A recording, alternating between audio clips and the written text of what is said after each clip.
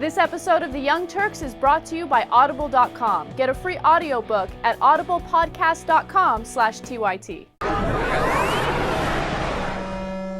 Well, YouTube did ask Obama. They talked to him. They interviewed him. I told you they were going to do that.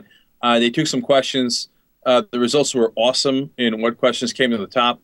Out of the top 200 questions, 198 of them were about legalizing marijuana. So that's awesome. Okay.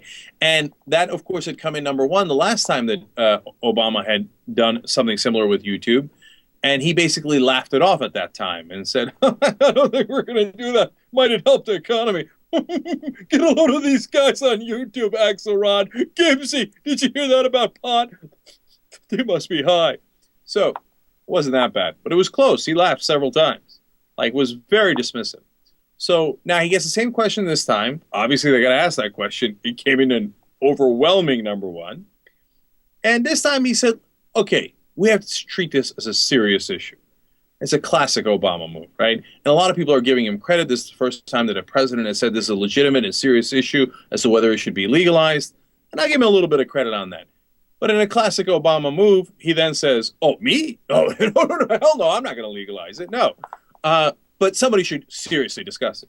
Because he knows that he got heat last time because he didn't take it seriously. This time he says he takes it seriously, but doesn't actually take it seriously. Doesn't actually do anything about it.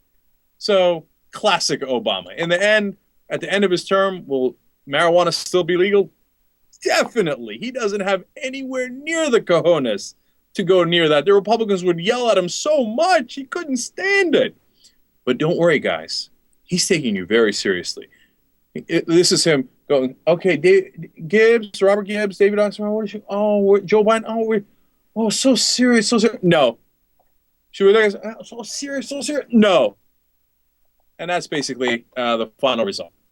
Keeping it real, that's what happened. But hey, listen, that's why I like that YouTube does this, because it gives people a chance to ask him real questions that mainstream guys aren't asking him. And so at least he had to answer it, and at least he had to open up the debate by saying that it's a serious issue. So I don't score that one for Obama. I score it for YouTube and all the people who asked that question. Great job.